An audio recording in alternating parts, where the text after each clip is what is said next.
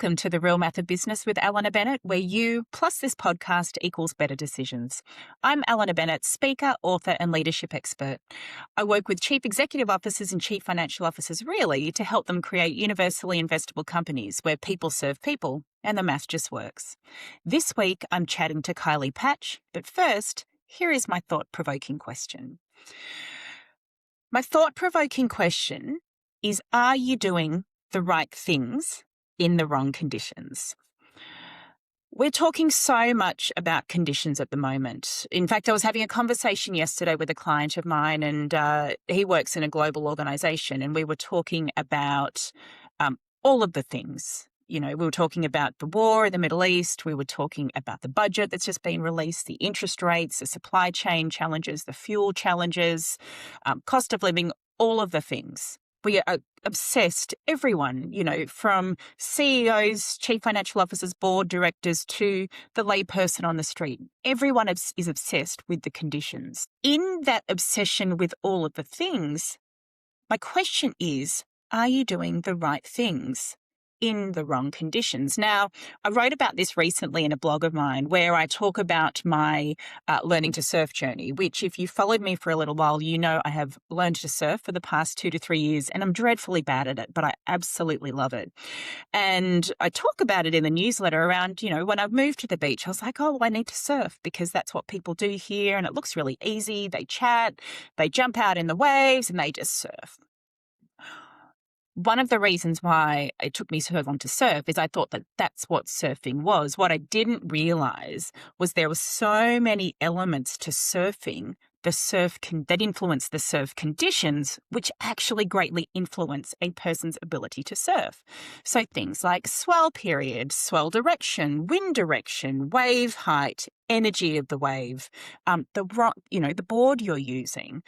So all of these conditions influence someone's ability to ride a wave. Where they're riding, is the bank there? Is the bank there? Is the tide at the right level? So what I learned as a surfer was I was doing many of the right things, but looking really bad in the ocean because I was doing them in the wrong conditions. And I see this all the time in business where they are doing all of the things, all of the great things, but they are doing them in response to the wrong conditions. And so when we think about the market conditions, the context of my question is, have you assessed the conditions so that you know which thing to do at the right time? Or are you simply doing all of the right things, all of the done things, the tick the box things, without consideration to the conditions that are most influencing you? So long way of saying, are you doing the right things in the wrong conditions? And now to our chat with Kylie Paatsch. Well, it's an absolute pleasure to welcome Kylie Paatsch to the podcast today. Kylie Paatsch is an executive coach, speaker, and facilitator with 3 decades of leadership experience and 20 years of coaching and facilitating behind her. She has worked with thousands of senior leaders and their teams across a wide range of industries and sectors throughout Australia and internationally. The Connect Effect is her first book, and we're excited to talk to her today about that and much more. Welcome, Kylie. Oh, thank you for having me. I'm very excited to be here. You're most welcome, and congratulations on the Connect Effect. I can't wait to explore that with you today. Thank you. I want to start, it's a really interesting time, you know, when we think about the real math of business. We've just clocked over the financial year end here in Australia of 30 June, right? I know, crazy. And what that means, it is crazy. What that means is we enter into this period where people sit around waiting for their bonuses to be paid. So, you know, if you talk to anyone who is thinking about moving, they're like, oh, well, I kind of need to stay around to August or September because that's when bonuses are paid. And so that's fine. That's cool.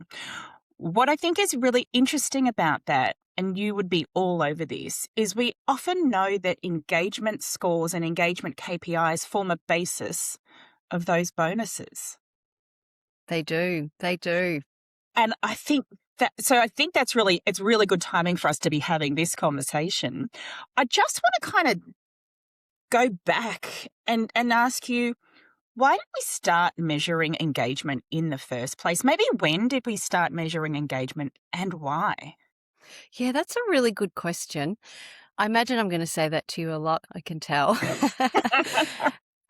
One of the roles that I had before I went out on my own was I was heading up a people and culture division. And from memory, I think we started measuring engagement in the I don't know, like in the 2010s. I feel like it was after the GFC or around that time. Like that's certainly when we started to measure employee engagement or really put a spotlight on it. Yeah. And I think there's probably a multitude of reasons as to why we have done that. I do think we started to see a real shift with different generations coming through. I mean, we're seeing that now. We've got, six generations in the workplace.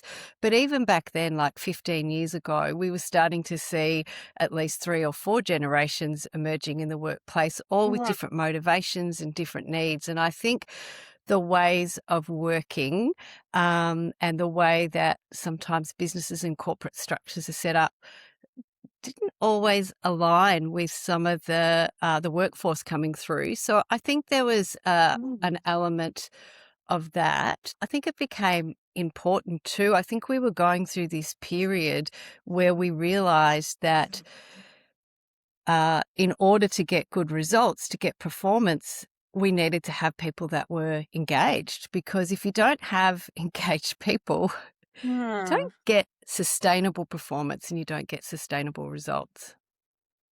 So let's talk about that.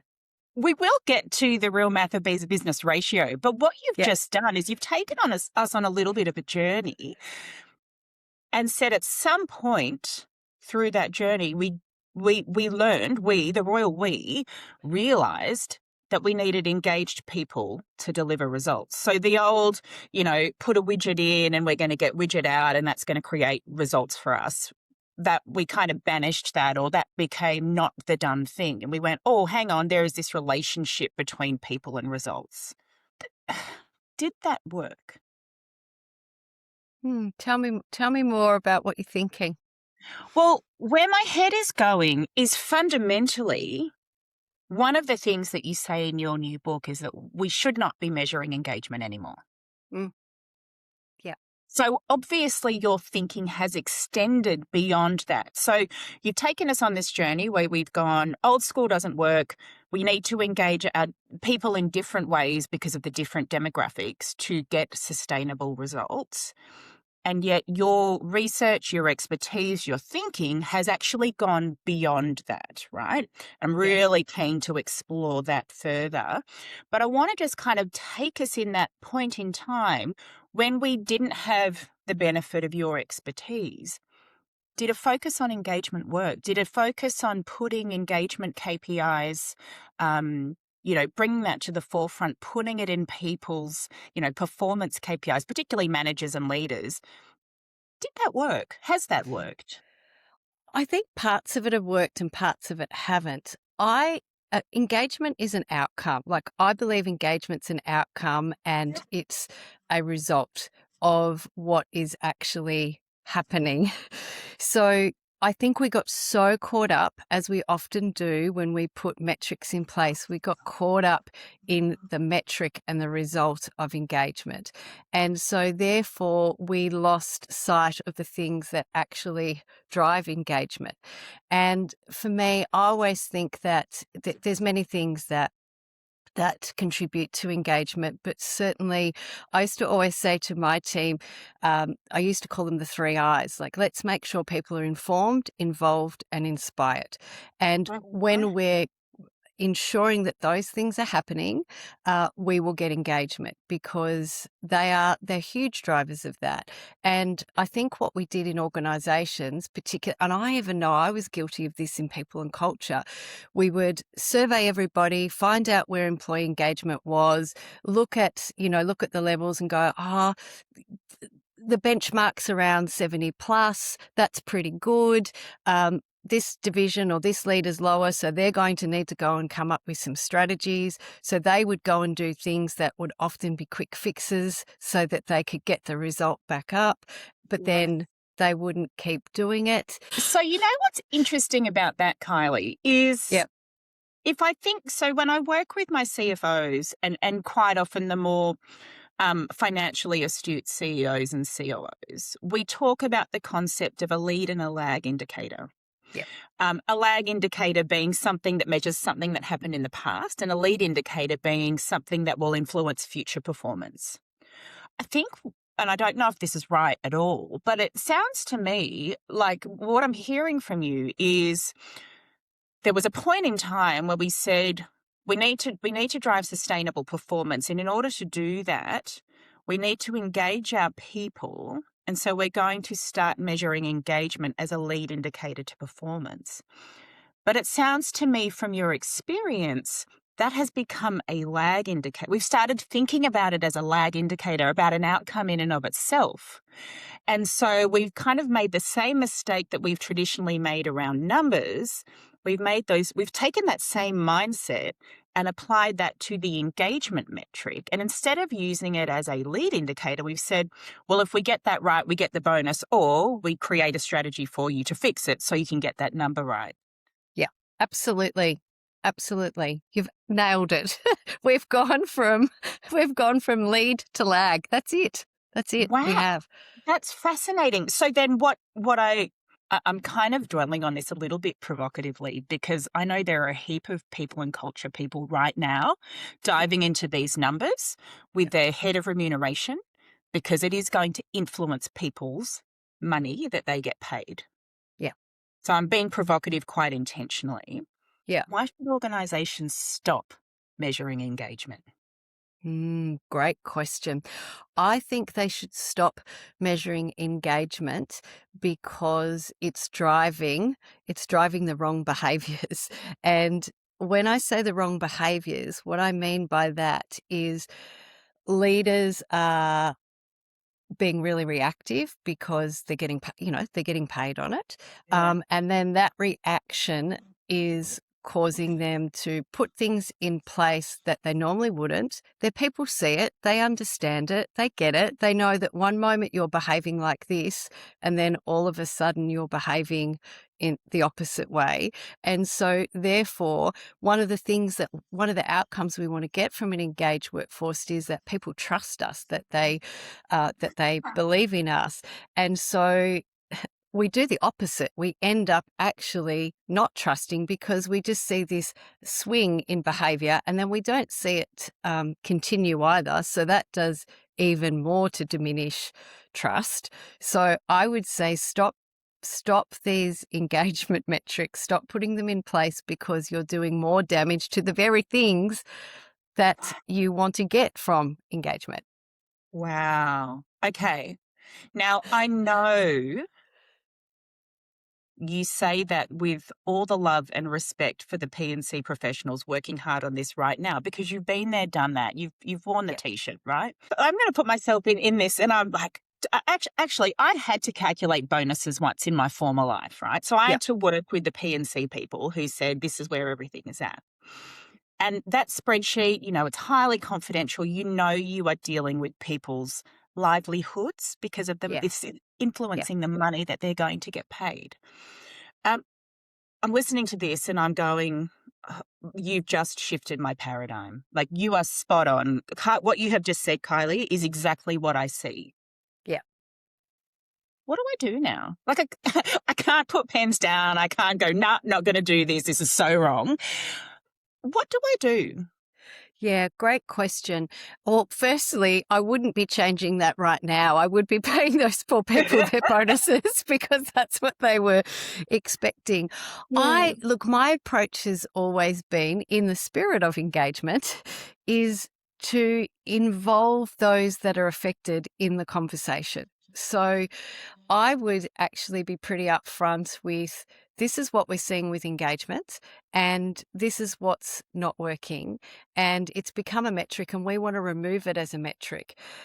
But one of the reasons that we do, or, go through the reasons that we do, but the one thing that we don't want to happen is to have a disengaged, disconnective and dismissive workforce. So what are the solutions? So work with the leaders who are paid on these bonuses to come up with those solutions. Now, they might not necessarily have all the answers, But again, involving them in that is going to would be the first step. And what I love about that is you're actually modeling what you want them to behave, like the behaviors that you want them to engage when it comes, or embody when it comes to engagement. And you're solving a problem without getting caught up in an outcome and a metric. It's interesting because you said get them involved, and then I went back to your informed, involved, and inspired. I'm putting myself back into my sort of senior leader days where I go, wow, if someone did come to me and said, hey, this is what's really going on, information, we would like you to participate in a better solution involvement. That actually would lead to me being quite inspired, because I would be thinking, wow, they're really it's quite courageous to challenge this notion of engagement, where we know that billions of dollars is poured into that globally across organizations every year. It's interesting. I can see your informed, involved, inspired model play out quite easily in that conversation. There's a couple of other things I'm just thinking as we're going that I would also add. We have to, when it comes to engagement, we have to look at the systems and structures we have in place as well, because the ways in which we engage people are, and I mentioned this in my book, are just those one-on-one, like those one-on-one conversations, and that time that we have with people is a form of engagement. The types of meetings we have, like at Flight Centre, we used to call them the vehicles of inspiration, and they were really big on, like, that was a way to engage people without even, measuring it. So we used to say that the vehicles of inspiration were, make sure that you have one-on-ones with your people, and you do talk about the numbers, but you also connect with them on a personal level. We used to talk about, how important it was to have monthly meetings with team members and leaders, like all the normal things that you have. They also had reward and recognition nights that they called buzz nights, but they were all vehicles of inspiration, and there were 3 things that you were required to do with those. One is that everybody felt connected to a bigger purpose, that everybody walked away feeling inspired to act on whatever you spoke about, and that they felt connected and engaged to the company, to the work that they were doing, and to you as a leader. And that's why we called them the vehicles of inspiration. So I think that's an important thing to think about as well.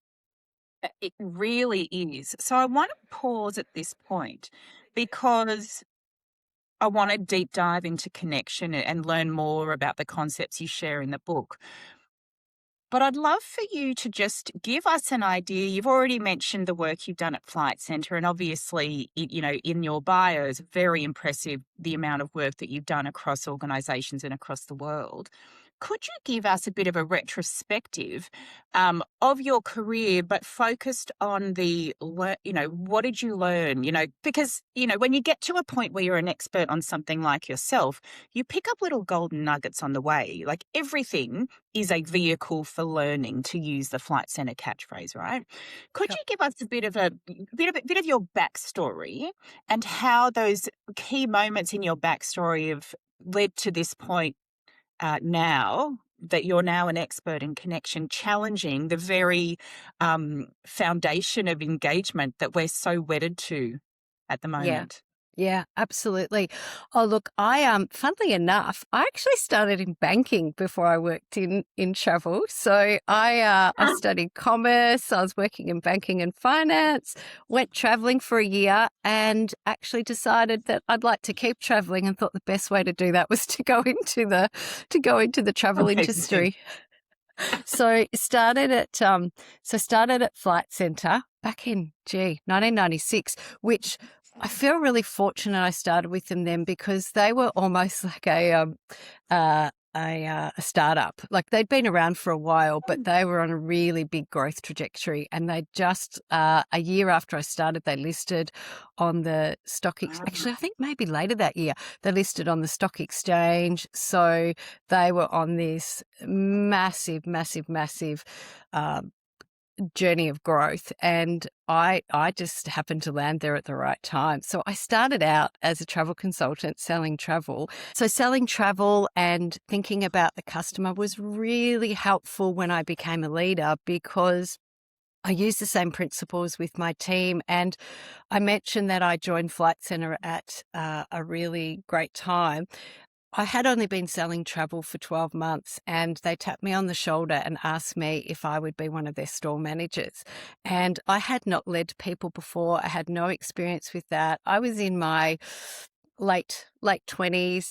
And so I didn't really know what I was doing. And I thought the most obvious thing to do was, okay, well, you get results with customers, and you get good feedback from customers if you consider them and you treat them well. So I'm going to do exactly the same thing with my team. So I started doing that, and I built rapport and had good relationships with the team that I was leading. But what I did learn in those early days was I had great relationships with them, but I wasn't really great at those difficult conversations or holding them to account. And it took me a little while, but I realized somewhere along the line that I had to have this balance of being really supportive and considerate of my team, but also to challenge them to, achieve goals. I had to have expectations. I had to have some boundaries around things. So again, I was fortunate enough to learn that pretty early on, and had some good success as a team leader, and then was promoted into an area leader position, which was leading other leaders. And that was a whole new, a whole new realm, because I thought that everyone led like I did. And so then all of a sudden, here I am responsible for 24 store managers reporting into me, all leading in different ways. Interestingly enough, some of the stores that got really good results weren't always great people leaders. But what I'd find is those results didn't sustain. So they were in areas, they were, honestly, sometimes they were just in really good locations where there was a stream of customers that would come in the door.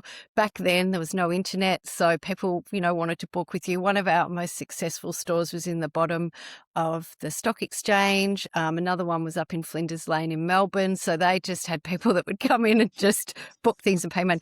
So, again, that was a real learning for me, because I had to then work out how I led leaders. And so when you're leading a team of individuals, it's easier to form relationships. It's easier to influence. It's easier to bring in those accountability, to I hate saying the word hold, but to encourage accountability, because you're with them all the time. Whereas when you're leading afar and you're not in proximity to the leaders that you have, it's very, very different. So I really had to learn how to influence and get people on board, in a different way. And then, of course, I kept moving into bigger roles where I not only had areas and I had divisions and had bigger, responsibilities, national roles and things like that. So learnt a lot along the way. It's just fascinating. And you know what I think is so interesting about leadership in general? Um, you and I both, dabble in the world of leadership alongside many, many, many other experts. And different people inspire you at different times. But the fundamentals of leadership are really simple, and there's not much new out there. Because when I'm listening to you talk, I'm going, that just makes so much sense. Why don't we all just do that? Why don't we all just be considerate of our customers?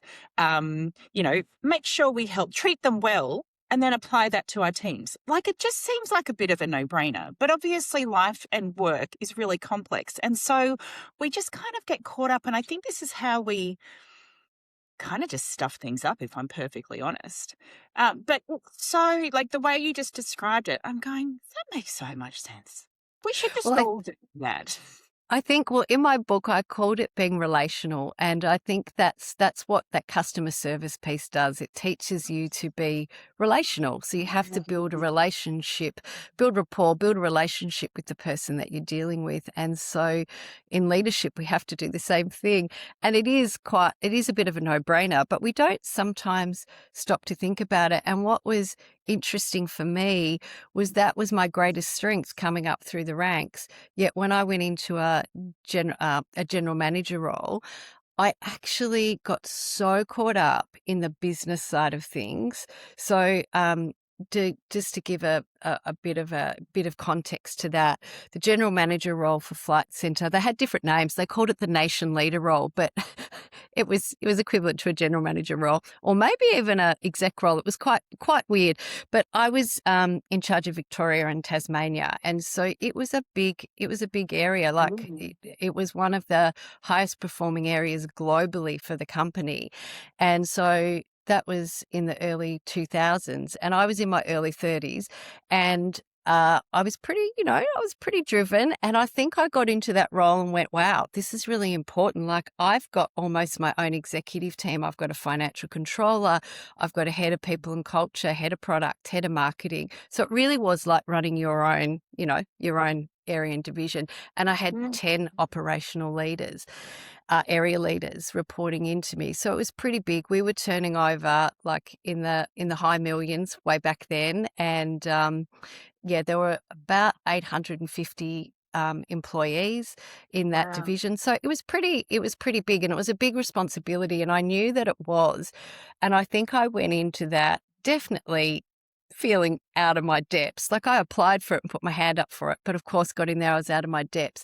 And so I got caught up in the things that I thought would be important. So I got so caught up in the business side of things, like the numbers, the marketing, the product, all of that. And I actually dismissed the people side of things, which was unlike me and had been my greatest strength as a leader. And so what I found was that my operational team, my area leader team, were pretty disconnected to me, disengaged with me, and dismissive of me. So I share this story in the book where we had this planning day.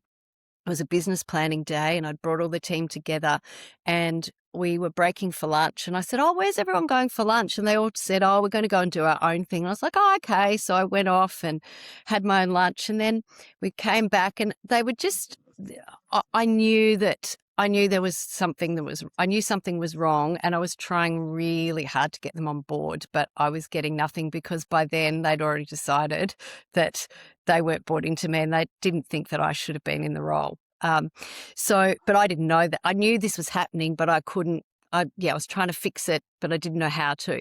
Anyway, the next day, one of my other team members, we call them the exec team, SWAT team.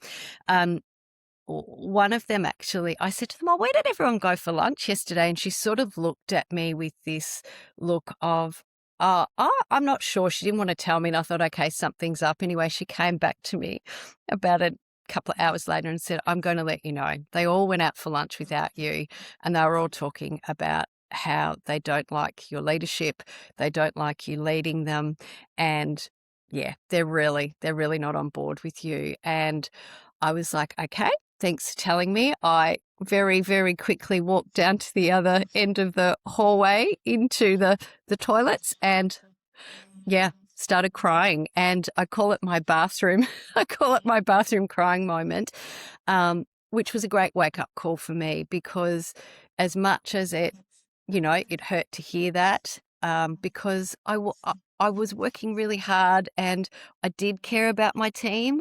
I just let go of the, if you like, the relational side of leadership, and the people side of it. And so, and I think I thought, because I cared and I still had good intent, that they would understand that it was important for me to be working on these other elements of the business, and it wasn't. And so that was a big turning point for me in my leadership, because it made me take stock and have a look at where I was at. And I'm really, I'm really fortunate that I grew up with some great role modeling, particularly my grandfather. He was very big on taking responsibility. So he always used to, whenever something would go wrong and you'd start to blame everybody, he'd be like, that's fine. I'm sure they've contributed, but how have you contributed to this?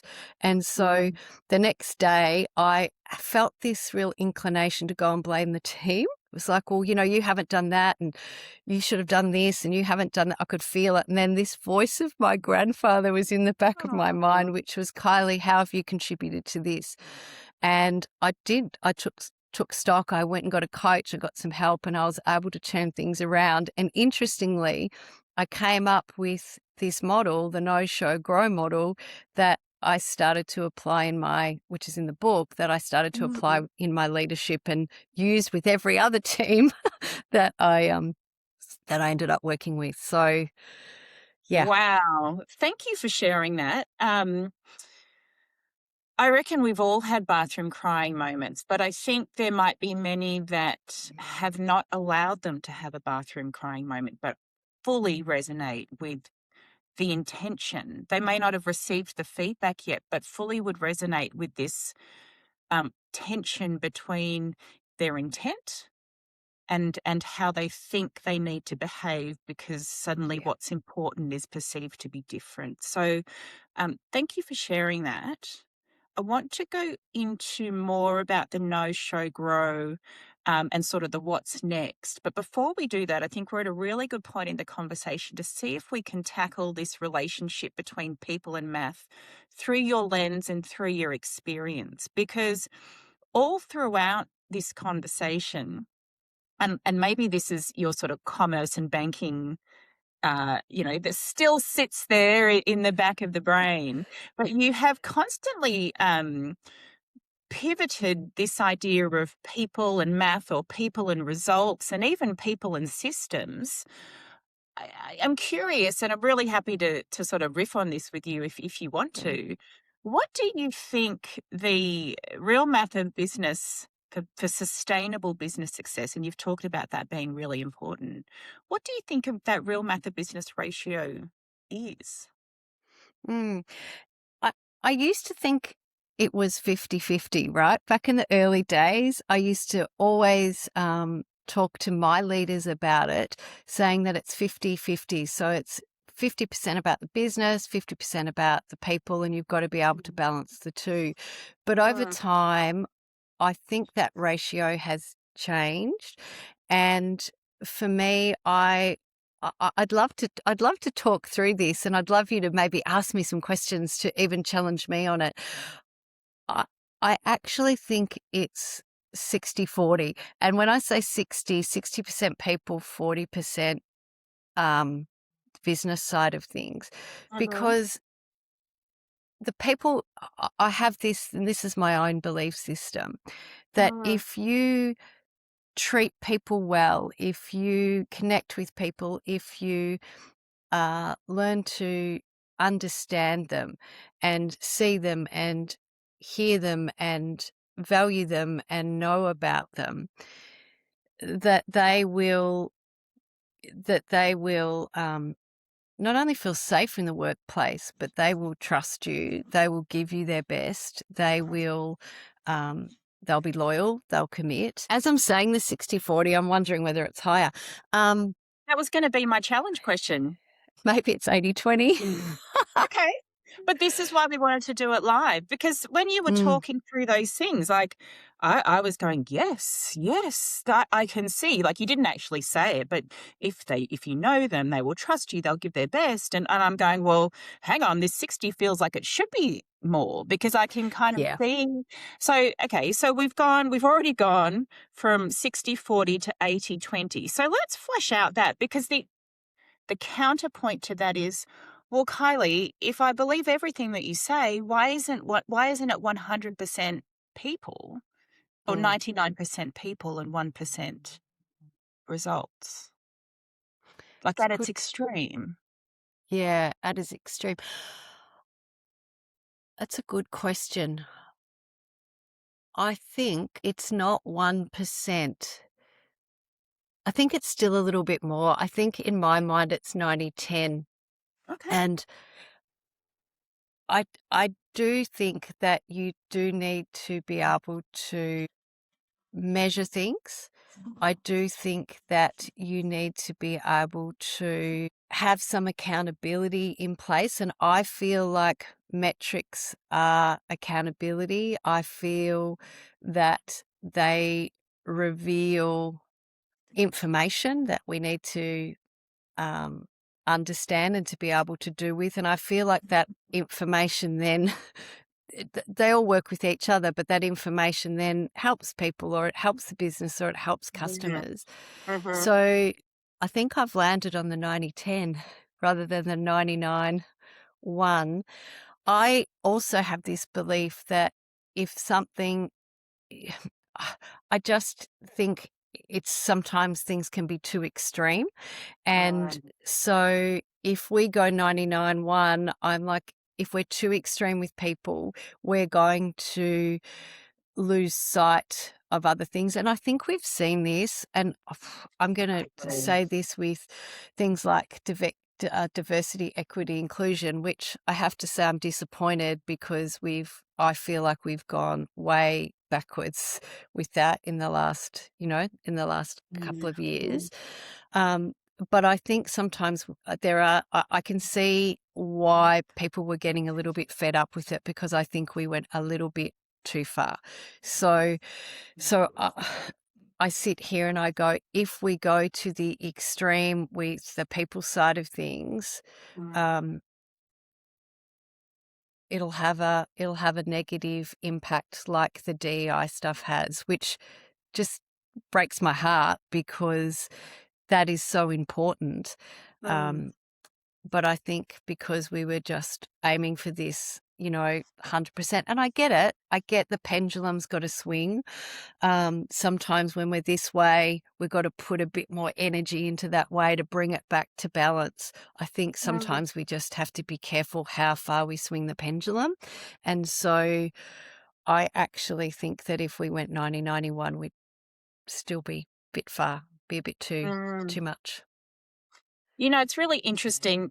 I 100% agree. Every positive is a positive until it's at extreme, where it manifests itself in quite a negative manner. And, I kind of see that as well even just in a well-being in the workplace. We're so scared to hold people to account because, oh no, what happens if we upset them?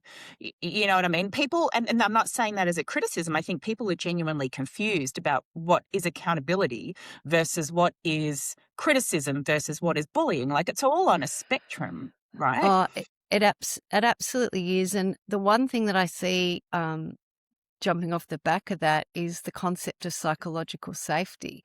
And I have so many leaders say to me, but if I do that, they're not going to feel psychologically safe. And we've gone to an absolute extreme with that. And if you look at Amy Edmondson's work, who, is the person that brought that concept and that model into the world, and the research that sits behind it, she actually talks about, yes, creating places that are safe, but part of safety is having those honest conversations. It's setting those expectations.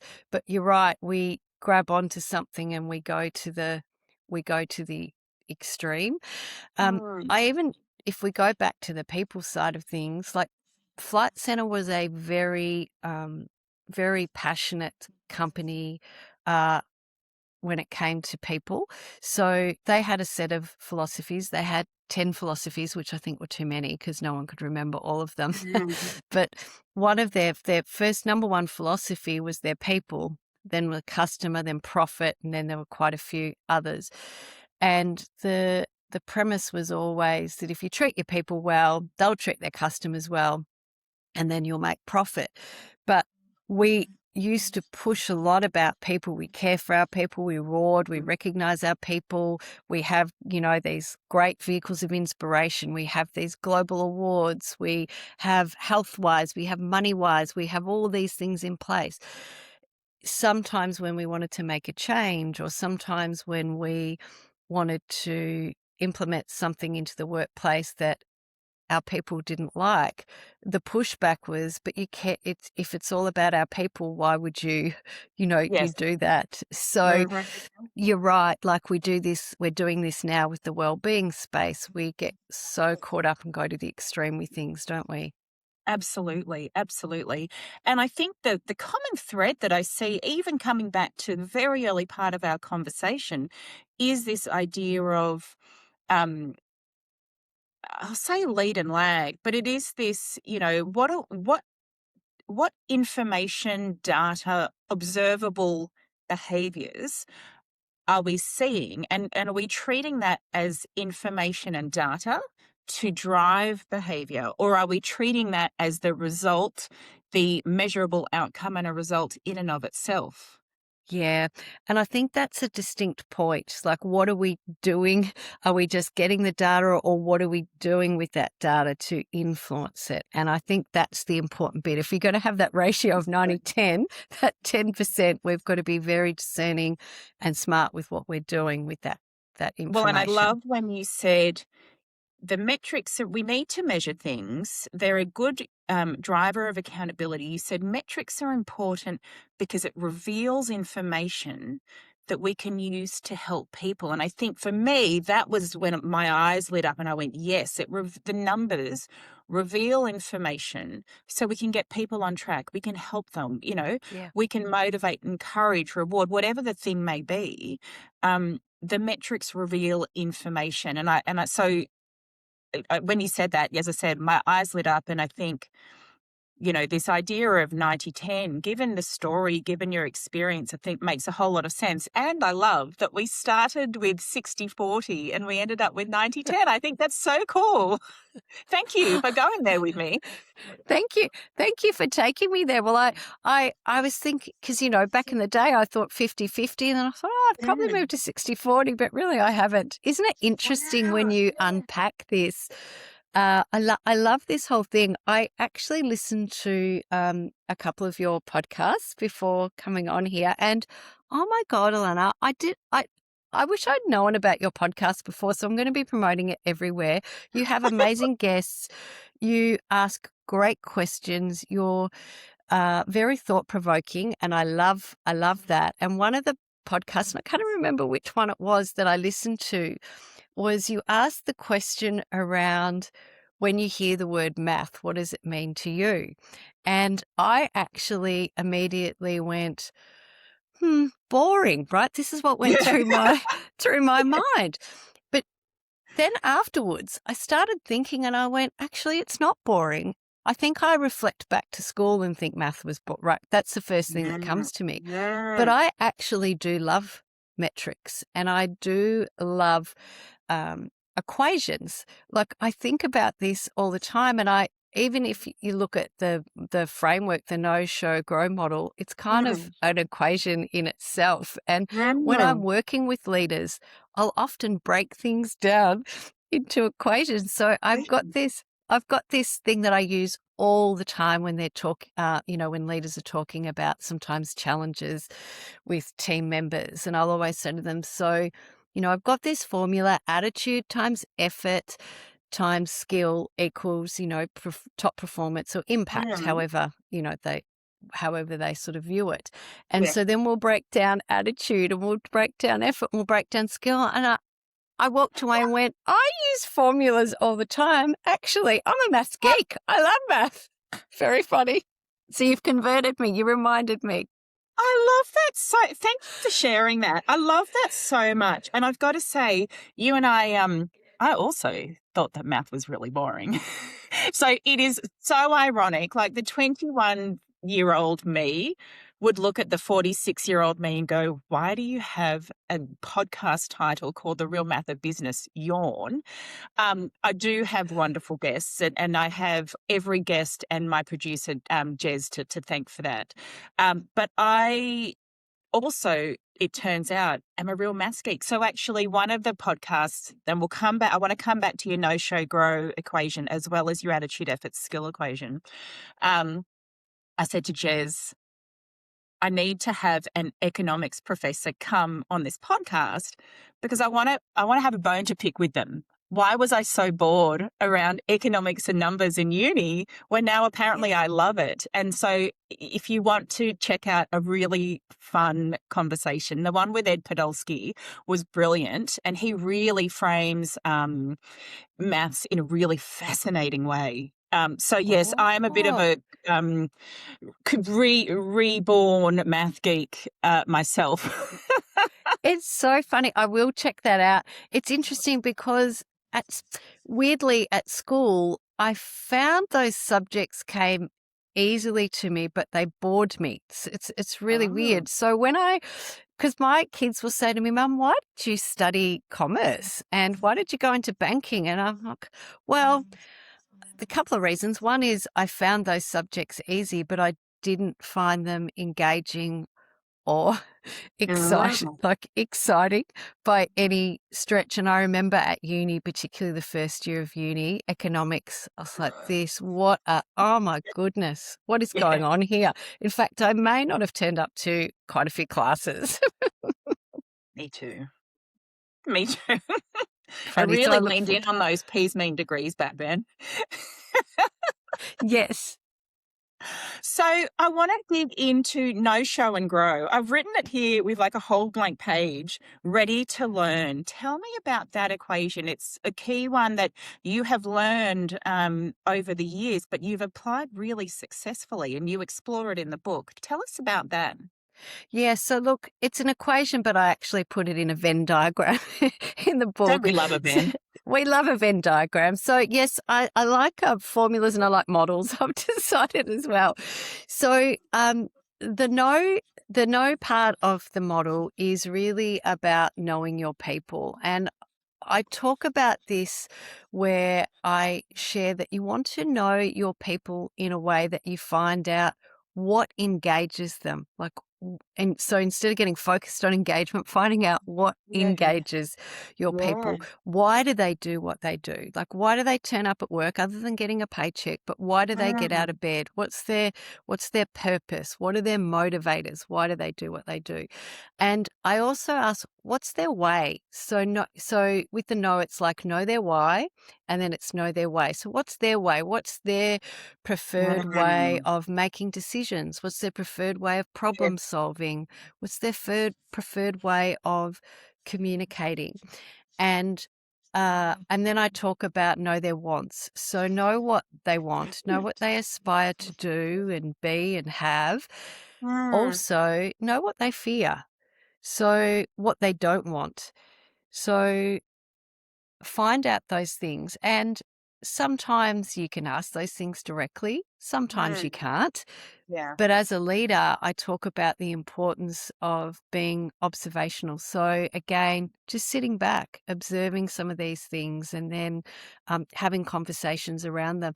The book is really about those one-on-one relationships, and I wrote it for senior leaders to make sure that they're having those relationships with their leaders, because I know certainly in those positions when I was in them, and I also know with the clients that I work with now, that you rely on them. Like they are your right-hand people. Without them, you can't execute strategy, you can't get done what you need to get done in the business. And so you have to have strong relationships and you have to have strong levels of trust. And sometimes we make a lot of assumptions, and I think we do around the knowing bit. We sometimes think we know people. And what's really interesting, sometimes in workshops or in one-on-one coaching, I'll ask leaders, so tell me, what do you know about this person? And they'll tell you things like, oh, I know they're really hardworking. I know they're driven. I know they're married. I know they've got a dog and a couple of kids, and they coach sport on a weekend. I'm like, great. Tell me, do you know why they get out of bed every day? Do you know what? So it's knowing a little bit more about them at a deeper level. So that's the know part. Yeah. And then the show is showing that you know. So you can know something about others, but you've got to show that you know. Yeah. And so, because when you show someone that you know, that's when the trust forms. So this is when you see, you've sought to understand, like you get me, but now you're actually doing something with that. So show that you know. And there's so many ways that can play out. But just one example, if you know that something's really important to somebody, perhaps they've got a career aspiration to move up the ranks doing something, and you know that that's really important, and you also know that one of their strengths is this, and then you say to them, I know that it's really important for you to, I know that you want to eventually get into this position or do this thing. And I also know your strengths is this. I think you'd be great to be on this project, or I think this would be great for you to have a go at. This is a problem that I've got in the team or in the business that I want to solve, and I'd love to bring you on board to do that. We can never underestimate what that does to people, to their sense of worth, to their sense of value, and to their levels of engagement. So they're going to be engaged and on board with you. So that's just a bit of an example there. The other bit with the show, I talk about show you care and then show the way. And when I talk about show you care, I sort of talk about there's 3 things in the show that you care, and I call them kind love, firm love, and presence. And so kind love is about showing empathy and understanding and creating environments where people do feel psychologically safe.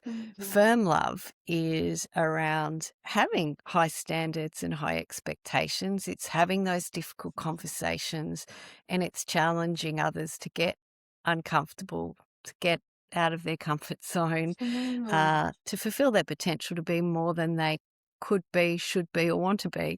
So, and then I talk about presence, which is you show people you care when you're there for them 100%. So, and I'm not talking all the time, not talking on weekends with your phone on all the time. I'm just talking when you're having a one-on-one conversation or when you're in a meeting, you're there and you're not anywhere else. So that's the care bit. And then show the way is really just about clarifying the way. You would see this a lot in your work. Sometimes we think we've made things clear to people and we haven't. And simple things. Sometimes I work with a lot of senior leaders that go into their roles and they're told what their jobs are. They're given their PDs and, yep, you got your PD, but they don't really know what's expected of them. They don't know what the non-negotiables are. They don't know what the boundaries are. They don't, what's okay, what's not okay. So I really talk about it's so important to clarify those things and also model them. So you show the way by actually modeling what you expect of others. And then the other one is grow, which is a lot of people sort of get the concept of the know in the show. The grow is about growing your people to growing it to fulfill their potential. That sounds a little bit cliche, but it's about growing them and advancing them and helping them develop to get to where they could be, should be, or want to be. But I talk about growing responsibility, growing initiative, and growing capability. And I think as a leader, your job, one of your roles, is to make sure that the people that you work with, when they start working with you, that when they come in, that they leave better than they did before they started. And when I say better, I mean, that they've excelled in the work that they do in their area of expertise, but also they've learnt and grown as humans as well, because we're dealing with people all the time. Like, I feel like you've got this responsibility where you help people learn to be better versions of themselves. And so I believe when you grow responsibility and initiative and capability, you're helping people do that. And that has been one of the things that some senior leaders and execs sometimes struggle with. Like, that's not my responsibility. That's the responsibility of these leaders because they're senior. They should be doing that themselves. I challenge that. I think, no, you've still got a responsibility to contribute to that too.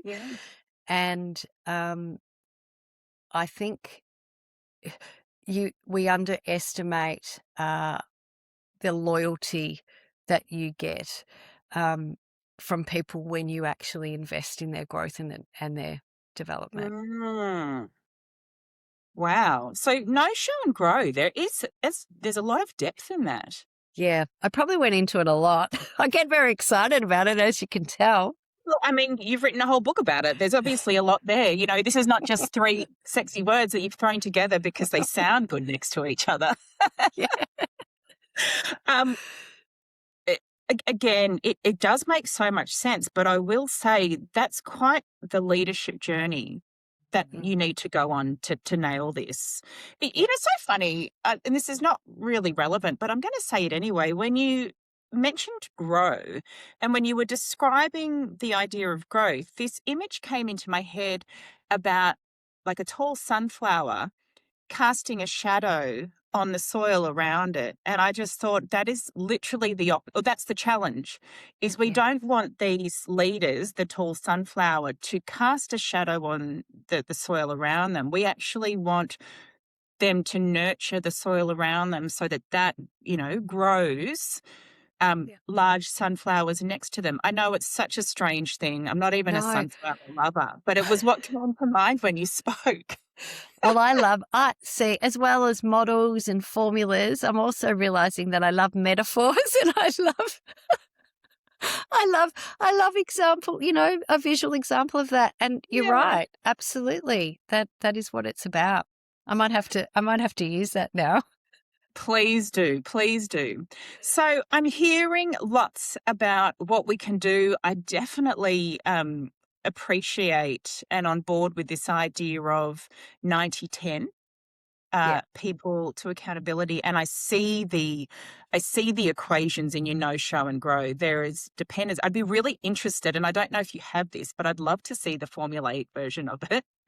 I don't know if it exists, but I just think it would be really interesting. It will soon. It will soon. Now that we've had this conversation. Oh, you're never supposed to leave your guests with homework. Anyway, I do want to ask about connection in the advent of AI. And not so much just AI or generative AI, but even with just the way we connect now digitally. Because, you know, people have, what I hear a lot of people, oh, you can't connect online very well, or, you know, my industry's special, so I don't need to connect. And, you know, now with AI, a robot's going to do my job anyway, so I don't need to bother about connection. What are you noticing? How you've been around through that whole journey? You know, you talk about Flight Centre was sort of before people would book all of their stuff online. What have you noticed has been the positive or negative influence that the internet, technology, and now generative AI, what's the impact of that on the need for or not connection? Yeah, great question. We could do a whole podcast series on this as Oh, well. awesome. Yeah, that would be good. I actually think that AI is just the whole journey with this. I think it is actually disrupting relationships and connection. And when I say disrupting it, I think those that care about connection and have an affinity to it are troubled by it because they actually do want they still want that connective piece. So they still want to deal with people. They want to have conversations with people. They want to be able to relate with people. And I think for some of them, particularly when they're working in environments where they're seeing things like AI take over and you know, leaders saying, well, we don't need that anymore. Like AI will do that. We don't even have to have this meeting anymore because it'll just take all the notes and I'll just send them through to you. Yes. People are feeling that, as I said, have a affinity for that, are feeling quite afraid and troubled and a bit discombobulated by that. I think some good things are going to come out of that, though, because they are. I think we're going to see that because as human beings, we are wired right? We are wired for connection and belonging. And so thank goodness we are wired for that. And I think what's going to happen is those people that desperately want it are going to find ways to keep creating it. I also think that what we will see, you know, how we're talking about the pendulum swing, we're going to see that there's going to be a real need for it. And I've even seen that in the travel industry a little bit, right? So, more people book online than they ever have, and they will continue to do so. But there are sometimes, there are some people that still want connection, still want to talk through things with somebody. So there'll always still be a place for agents. There'll be things that are complicated that need a conversation, that need human interaction. So that will still happen. That's going to happen in the workplace. But I think that's going to happen even more so. And so it's a really, really, really interesting time. And I think leaders have to be so conscious and mindful of this. And I've been doing a work with a wonderful gentleman who is in the AI space. So he helps companies with AI strategy. And so we've been talking through, because essentially what's going to happen as a leader, you're going to have an AI agent or agents, and then you're going to have a team of human beings. And so how are you going to lead both?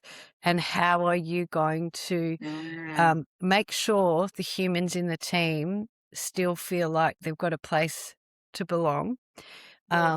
Still turn up and do purposeful and meaningful work, and trust you that you're not, that the AI agent is not more important than them.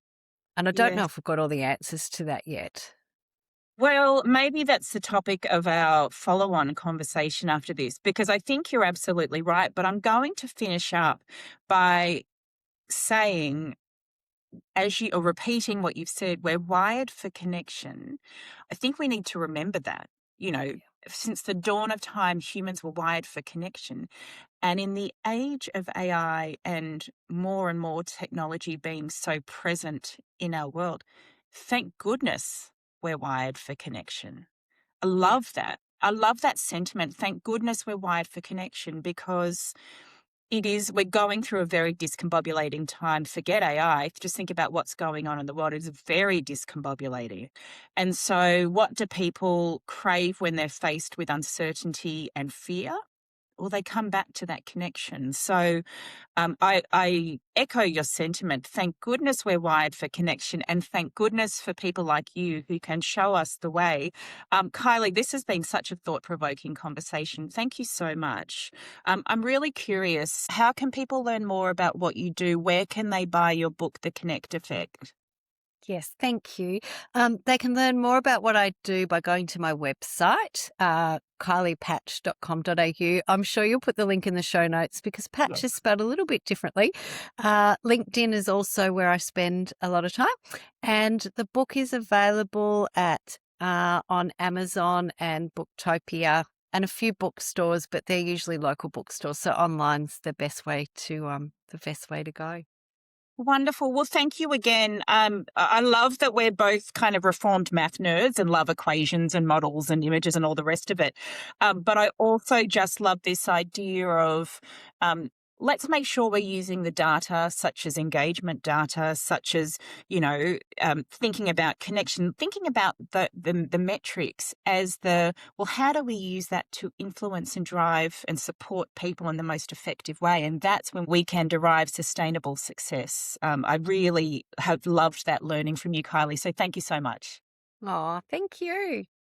And what a great chat with Kylie. And this leads us right into our listener question. And if you want to submit a listener question, you can now email us at realmathofbusiness@gmail.com, or you can leave a comment on YouTube or Spotify, and we'll hopefully get it into a future episode.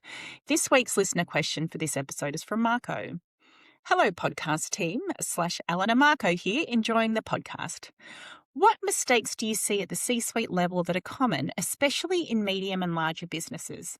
I think sometimes the best you can do is get an outsider's perspective, and I've just gotten my first C-suite role, COO, and wonder if there are common mistakes I can avoid. Best, Marco.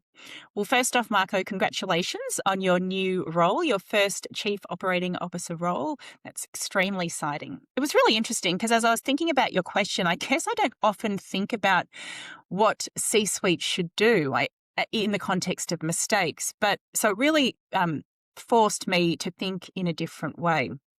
So thank you for that. What I notice is that often C-suite in medium to large size businesses are still really entrenched, embedded in their technical identity or their technical expertise.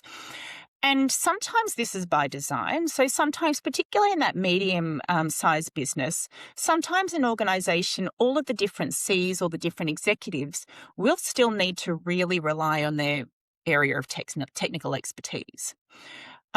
But what will happen, or what should happen, as your business starts to scale, what a CEO will need in its C-suite will be less of the technical expertise. What a CEO needs around them is a group of business leaders that can support him or her in a way that is focused on the business and not just the area of functional expertise.